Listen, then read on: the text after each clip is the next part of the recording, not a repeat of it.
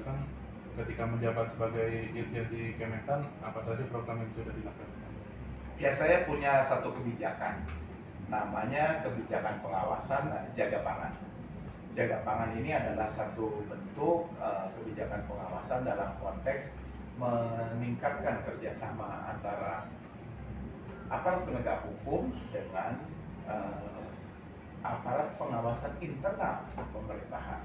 Nah, ini dilakukan dalam bentuk melakukan koordinasi, supervisi, sehingga program-program pemerintahan khususnya di bidang pertanian bisa berjalan tepat waktu, tepat mutu, dan tepat sasaran. Mengapa demikian? Kita melihat bahwa dunia menghadapi krisis pangan dan juga krisis energi. Nah, kalau kita tidak melakukan antisipasi melalui apa? Membangun lumbung-lumbung pangan di setiap daerah di wilayah Republik Indonesia. Nah, tentunya program besar ini tidak mungkin dijalankan oleh kementerian sendiri. Karena itu perlu dilakukan kegiatan-kegiatan yang bersifat kerjasama antara pemerintah pusat, pemerintah daerah, aparat pengawas internal pemerintahan, dan juga aparat penegak hukum. Disinilah kita bentuk sinergi agar program-program ini bisa kita harapkan membangkitkan apa yang disebut dengan ketahanan pangan yang pada akhirnya mewujudkan kedaulatan pangan di Indonesia.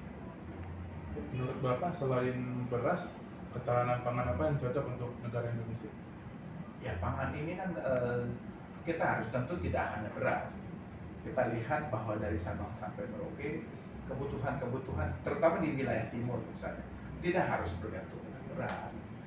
Kita di sana bisa dengan misalnya ubi-ubian, jagung, kemudian sekarang yang semuanya itu sebenarnya bisa mengarah dari kekuatan-kekuatan lokal. Artinya tidak semuanya itu harus bergantung kepada masalah impor. Nah, inilah yang perlu kita sosialisasikan kembali. Ada diversifikasi pangan melalui produk-produk unggulan. Kita lihat misalnya tadi sering kita ungkapkan bahwa masa sih kita harus impor kedelai sudah 79 tahun, tak ada substitusinya. Masa yaitu yang sekarang sedang kita kembangkan misalnya kacang polong. Kemudian ada juga yang seperti gandum, tetapi ada substitusinya di dalam negeri, yaitu yang kita sebut dengan sorghum. Artinya begitu kaya Indonesia memiliki banyak sekali sumber-sumber pangan yang pada kedepannya kita melihat bahwa pemerintahan baru sudah memiliki satu kegiatan yang disebut dengan bagaimana makanan bergizi gratis. Nah, inilah yang sedang kita ungkapkan secara bersama-sama bagaimana program presiden terpilih bisa terlaksana di setiap kabupaten kota. Kemarin saya sampaikan kita perlu membangun lumbung-lumbung pangan. Artinya mulai dari desa. Kalau desanya kuat, maka kabupaten kota akan kuat, provinsi akan kuat, Indonesia akan sejahtera. Dari desa untuk Indonesia. Itulah konsep lumbung pangan. Menurut Bapak, untuk Indonesia menghadapi neraka iklim atau suhu ekstrim dalam menjaga ketahanan pangan bagaimana? Nah, ini kan sudah diprediksi lama. Kita melihat apa yang disebut dengan keperluannya adanya apa istilahnya itu, bagaimana kita menyediakan pompa-pompa. Ini dalam konteks menyediakan lumbung-lumbung atau katakanlah daerah-daerah yang disebut dengan apa namanya itu, ada satu istilah embung-embung, menciptakan embung-embung agar apa? Ketika musim kering, musim yang apa nih istilahnya yang begitu berkepanjangan, bisa kita atasi secara bersama-sama melalui apa?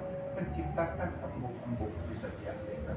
Inilah yang nanti akan ya tentu Indonesia kan kita juga kalau sebagai umat beragama pernah percaya juga ada ramalan waktu itu Nabi Yusuf bagaimana 7 tahun berkelimpahan kemudian 7 tahun berkelimpahan. Nah, disinilah kalau kita menyediakan lumbung-lumbung pangan kita, maka krisis pangan paceklik bisa kita hadapi secara bersama-sama.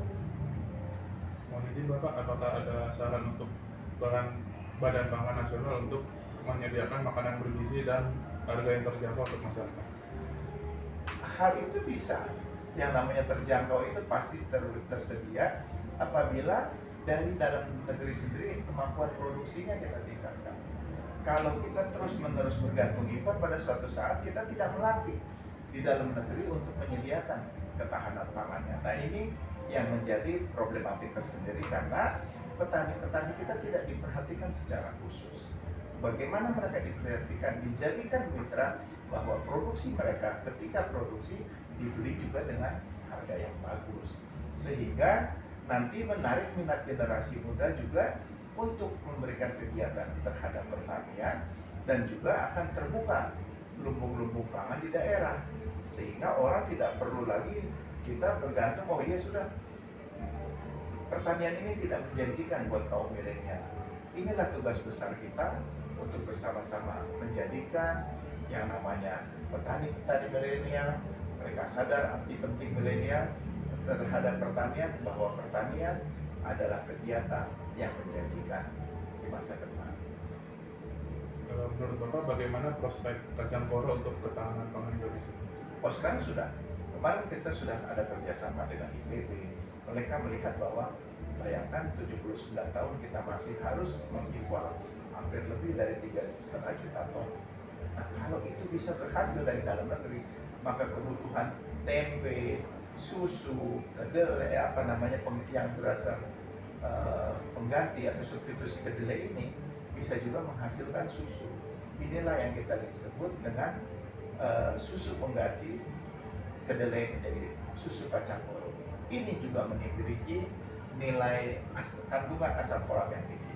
Inilah yang dibutuhkan untuk makanan bergizi, sehingga generasi ke depan adalah generasi yang cerdas dengan asupan-asupan makanan-makanan yang berkualitas.